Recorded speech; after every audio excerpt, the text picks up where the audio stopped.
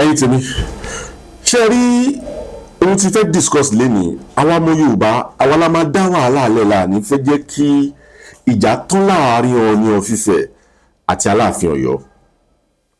Ó jẹ́ ní reason tí mo ṣe sọ statement tí mo sọ yìí torí mo come across fídíò méjì kan tí mo rí ibi tí àwọn kan ti ń sọ̀rọ̀ nípa Ọọ̀ni of Ifẹ̀ kò jẹ́ tẹ́ mi lọ́rùn. Mo dẹ̀ ti wo apá òsì náà mo ti wo àwọn èèyàn tó ń sọ̀rọ̀ nípa Aláàfin Ọ̀yọ́ kò tẹ́ mi lọ́rùn. Ṣé rí àwa ọmọ Yorùbá ẹ jẹ́ ká wà very careful lórí ọ̀rọ̀ yìí. A rí pé àwọn àgbààgbà ilẹ̀ Yorùbá àwọn bí Olúṣẹ́gun Ọbásanjọ́ most àwọn tó jẹ́ àgbààgbà nílẹ̀ Yorùbá wọ́n ti dìde sọ̀rọ̀ yìí, and to me everything ti calm.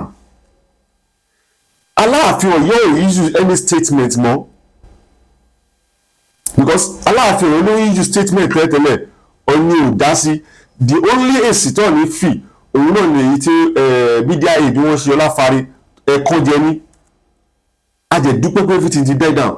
Kí wá ló fẹ́ jẹ́ ká máa tún wọ́n máa wú ìtàn tó necessary, ìtàn tí ò jọra wọn.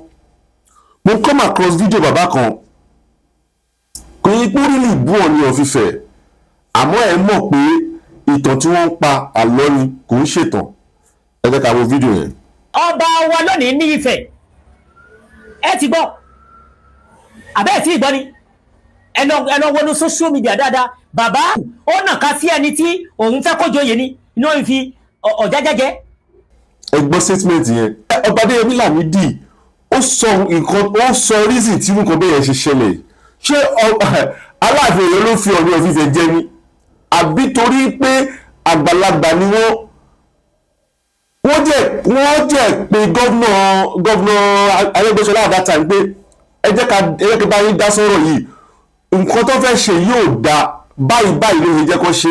Wọ́n jẹ́ bring opinion wọ́n jẹ́ send letter. Ṣé ó túmọ̀ sí pé Aláàfin Ọ̀yọ́ ló fi Ọọ̀ni of Ifẹ̀ jẹ? Torí statement ẹ sọ yẹn ó wrong. Ẹ kàn fẹ́ wú nǹkan tó jẹ́ tẹ wú jáde ni.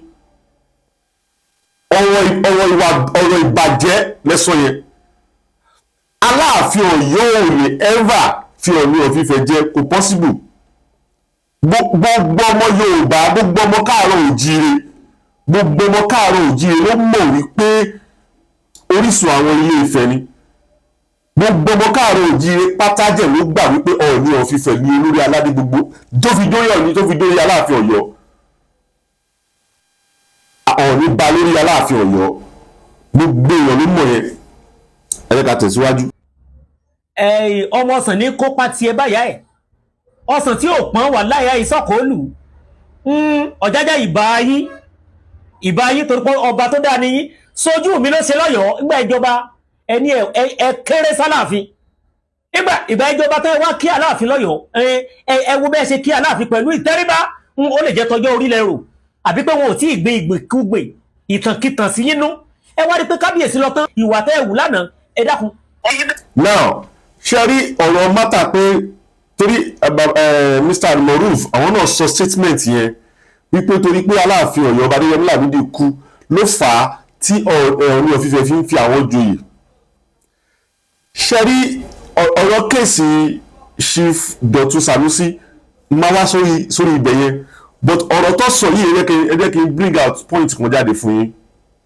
Ayé Aláàfin Ọ̀yọ́ ní Ọọ̀ni of Ifẹ̀ ló fi Adébútú tó fi jẹ àgbélé Oòduà.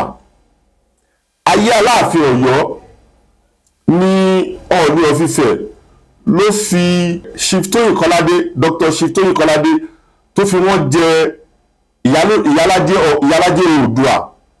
Everybody jẹ́ ló mọ̀ wípé oyè tó fi wọ́n jẹ yẹn oyè tó kárí gbogbo ilẹ̀ Yorùbá ni.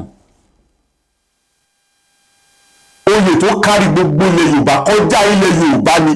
Torí tó bá ti lè sọ wípé kíní kan Oòduà ó dé Ghana ó dé Benin Republic ó dé Togo gbogbo bí tí àwọn ọmọ káàárọ̀ òjíire bá ti tó bá tọ̀ dé ó dé Benin ó dé Kogi ó dé Delta. So wọ́n ń lo kíní kan Oòduà gẹ́gẹ́ bíi pé ibi tí àwọn ọmọ Oòduà wà nìyẹn. So kò wá ẹ̀rì wá sọ wípé Aláàfin Ọọ̀ni of Ifẹ̀ nígbà tí Aláàfin Ọ̀yọ́ lọ tán ló bẹ̀rẹ̀ sí jọwọ́ kọ́wọ́ ọlọ́run ní Ọọ̀ni of Ifẹ̀ yọ. Ẹ mú bì kan ẹ kàn mú ọ̀rọ̀ kan àbí ìwà kan tí Ọọ̀ni of Ifẹ̀ wù tí wọ́n kámẹ́rà ẹ̀ báyìí pé nǹkan tó Ọọ̀ni of Ifẹ̀ yìí ṣe ò dáa. Mi ni wọ́n perfect o mi ni wọ́n perfect ẹ jẹ́ ká máa gbọ́ lọ. ọjọ́ orí yín dọ́gba àbí ọ̀hún adé pẹ̀lú Ọ̀jájá mo rò pé ọjọ́ orí yín ó dọ́gba ilé ìfimọ́ figagbága ẹ̀yìn ayé Adéyẹmí Aláàfin ẹni bàbá wa Adérẹ̀mí iná jẹ́ olùgbà ṣé ìjà ò sí ń gbà.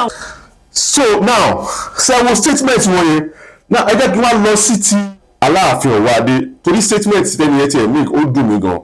ṣẹlẹ̀ àwọn ọmọ Yorùbá ò gbọ́dọ̀ máa sọ̀rọ̀ bẹ́ẹ̀ yẹn a gbọ́dọ̀ máa fi gbogbo ẹnu sọ̀rọ̀ ọ̀rọ̀ bẹ́ẹ̀ yẹn ẹ jẹ́ kí n play video yẹn fún wa.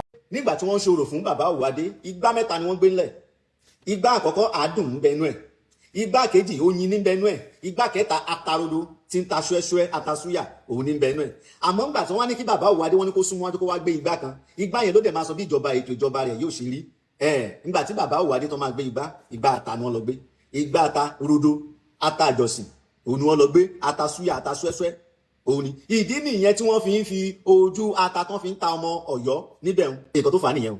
So ẹgbẹ́ statement tó sọ yẹn ó wrong pé igbá ata ni Aláàfin Ọ̀wọ́adé ló gbé ikú bàbá yèyé ọlọ́run gọ́ọ̀mẹ̀ntì máa lágbára o gọ́ọ̀mẹ̀ntì máa ní agbára kò jẹ́ ká sọ̀rọ̀ statement báyìí ní láti máa sọ̀rọ̀ àwọn statement báyìí ṣe rí ẹ má yẹ kí n tàn wá ìjà tí àwọn méjèèjì ń jà lóòótọ́ ìjà yẹn èmi ò rí gẹ́gẹ́ bíi pé ìjà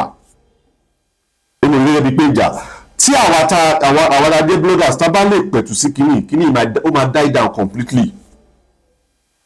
die down completely àmọ́ tí ẹ bá ń fẹ́ máa fi sọ wípé ẹ fẹ́ máa bú ọba ẹ̀yin fúnra yín lẹ̀ ń fúnra yín wọ́ àṣà yín nílẹ̀